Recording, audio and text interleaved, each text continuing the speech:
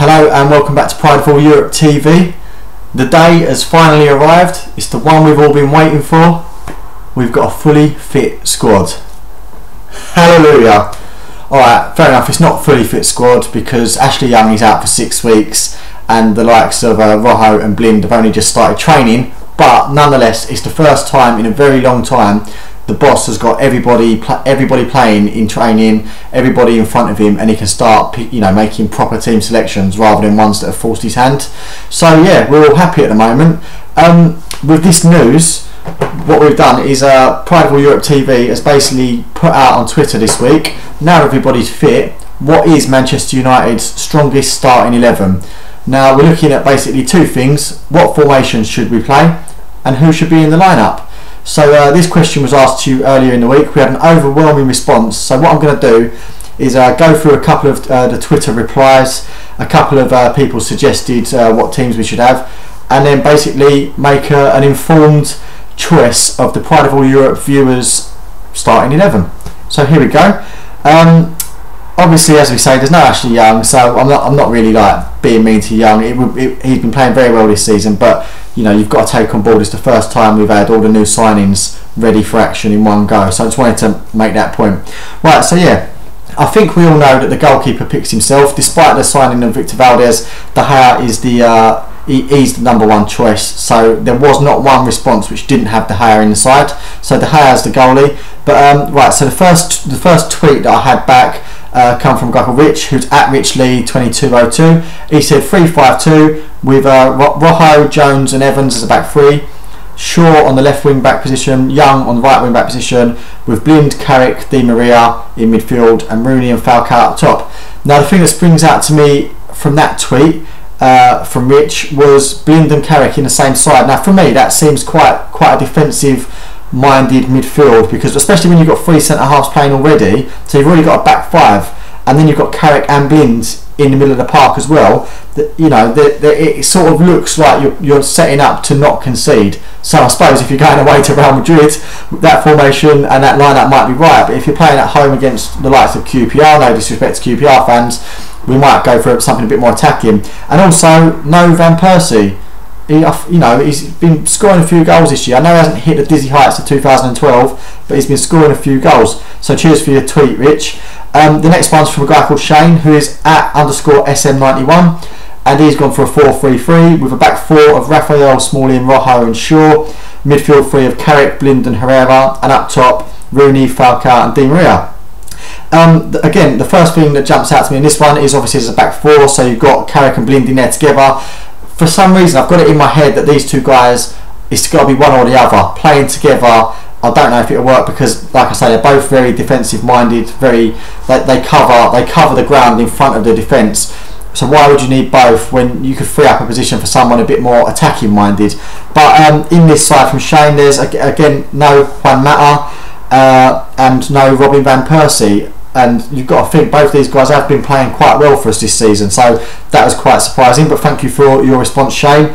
I've got another 4-3-3 from at red_Alora, and again it's a back four this time of Raphael and Shaw at the fullbacks, who throughout the tweets we've had back are pretty much the first choice fullbacks. I think only one person went for something different when they went for Valencia at right back. So yeah, Raphael and Shaw at the fullbacks, Jones and Smalling centre halves, then a midfield of Herrera, Carrick and Rooney with a front three of Di Maria, Van Persie and Falcao. Now there's a difference there in the 4-3-3 we saw before, because you've got Herrera and Rooney in midfield, so that offers a bit more going forward.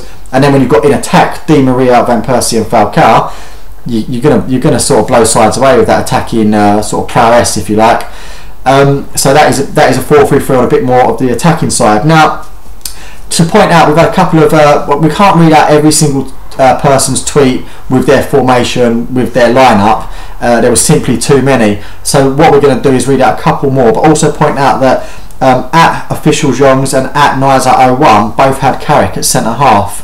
Now when you've got sort of 11 defenders in the squad and you're still having a midfielder at centre half, it sort of demonstrates that there's either a problem with the defenders we've got on board, or Carrick was that good when he played centre half that he could possibly play there long term.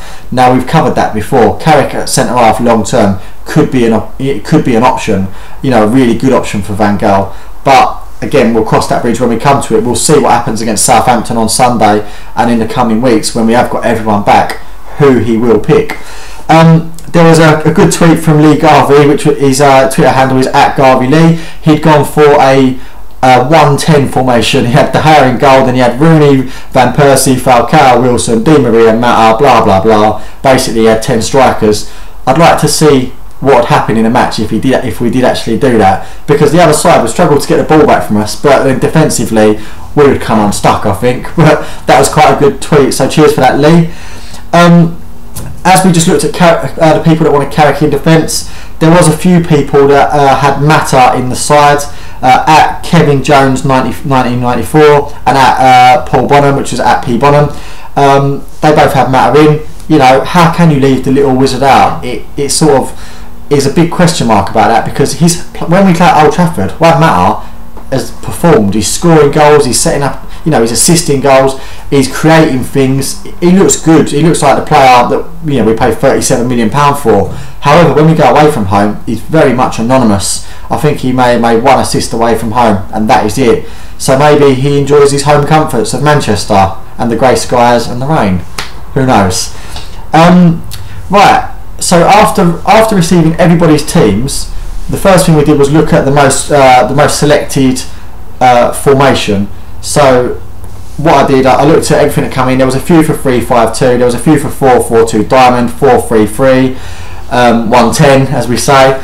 But we looked at formations first, and then we tallied up players and who was selected the most. And I've got to say, the outcome wasn't what I expected at all. So what I'm about to read you is the official Pride of All Europe fan Manchester United 11, what you guys have selected as our strongest 11 going forward for the rest of this season. So here is the outcome, ladies and gentlemen. In goal we have David De Gea. At right back we have little Brazilian Rafael.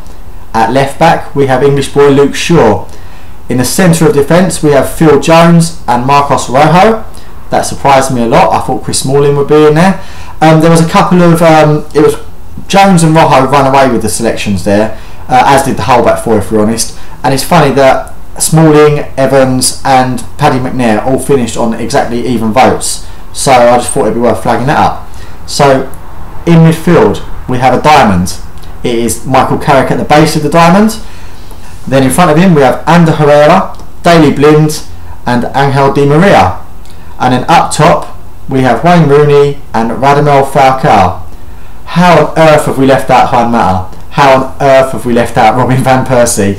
It's a question that I would like to know the answer to, but I do appreciate everybody getting involved in this video.